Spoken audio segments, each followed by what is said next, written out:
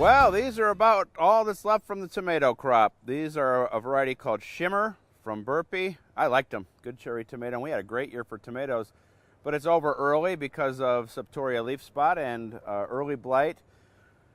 If you still have tomatoes left and they're in various shades of pinks and reds and maybe even still green, pull those tomatoes off, put them in a bag, put them with an apple.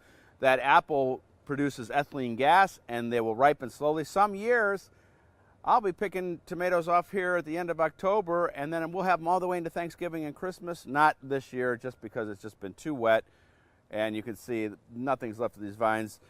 It's a sad day because we're going to be pulling the tomato cages out. I remember starting the season and putting them on, how exciting it was. But these vines are not going into the compost. These are going into their own little weedy area because we don't want to perpetuate those diseases by adding this to the compost. So let's start our garden breakdown by taking out some of these cages, storing them, and what's going to go in here next, and not today, is going to be tulips. This is a no-till gardening area, and that means that once these are out, the tulips go in. They'll come up next year. When they're done, tomatoes go back in. Now, normally we rotate our crops, but this is the only place I have that has enough sun for tomatoes. And last year I added manure and compost. I'm going to do the same thing this year, so that I'm assured to have a great tomato year. So down go the cages and into storage, but first, how about a Shimmer tomato? Whoop, that was easy.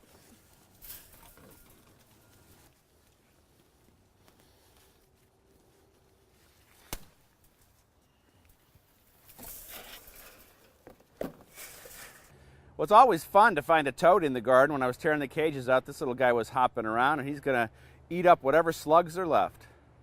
Well, what's interesting is the tomato least affected by the diseases is one called Limbaugh Legacy Potato Top, an heirloom that I give away. That's good to know, and there's just something about the smell of this foliage as we're tearing it up that is special. You know, the aroma of these tomato vines is something special. Let go.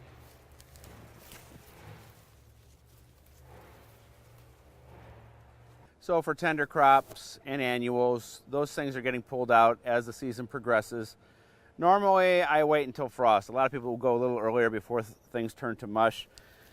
It's important to get all this old foliage, whatever you're pulling out of the garden, get it out of the garden because this is where pests and disease can overwinter. Let me show you some stuff that we're not going to mess with, not going to pull out, and not going to close up. So in the perennial garden here, we're not touching a thing. They used to teach us, cut it all down, make it look pretty. I never did it, not because I was, helping the beneficials or the butterflies or whatever. I just did it because I was lazy. But the reason that we're not cutting this stuff down is the seeds will be good for the birds. There's habitat for beneficial insects. As I said, you leave leaf litter on here and the butterflies will be laying their eggs underneath. That's all stuff I learned from my radio partner and fellow Trib columnist, Jessica Walliser.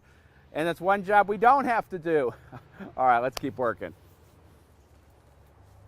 Well, you know what a nut I am about planting bulbs. I'm going to continue to plant until the ground freezes solid.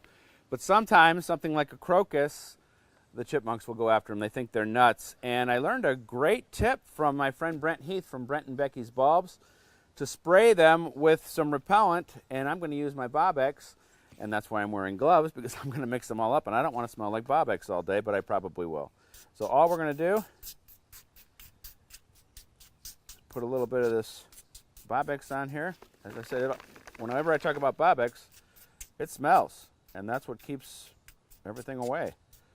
And I've had great luck with this as long as I spray it. The problem is if I let a plant out there and the deer like it or something else likes it and I don't spray it. The mosquitoes are bad today.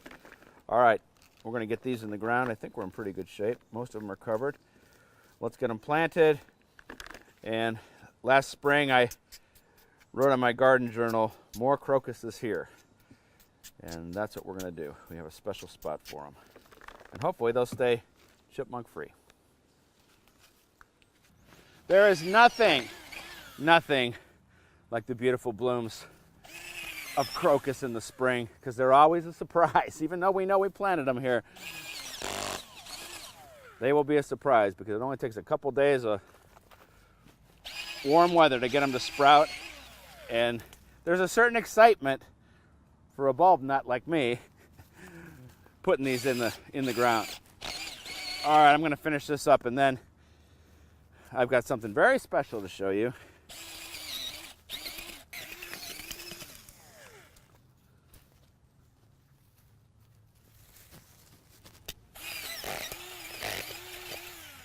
Well, one of the great things about being a gardener are the people that we meet. And I've been working for a charity called Change a Heart for over a decade. And every year I go to their gala. And about 12 years ago, I was acting as a celebrity bartender. And I went back into the kitchen. I started talking to the nuns. And somehow we got onto the topic of garlic, as you know, one of my favorite things to talk about. And they wondered if they could grow it in their garden. They have a little house in Millvale. So a couple weeks later, I got some garlic bulbs and I brought it down and we planted it, and I did a story about it, and they just loved it, you know, planting now and then harvesting in July. Fast forward to over the weekend, I was the MC of this year's gala, and every year I've given Sister Trudy a couple bulbs of garlic to plant, and she's planted them and harvested them, and they love it. Well, when I gave her the garlic this year, she said, I have something for you. Because the sisters are moving. They're all moving to kind of a big new assisted living type place. And she had this for me. This is out of her garden. It's a beautiful garden ornament of St. Francis, who is the patron saint of all living things, including stuff in the garden. And I just thought that was the sweetest thing. And as I said, it's the thing I love about being a gardener. And now we just have to find a place to put it in the garden. And I'm going to start right up front here. All right, let's finish up. If I put it here, I'll see it every time I walk out into the garden. See if we like it there. We might move it.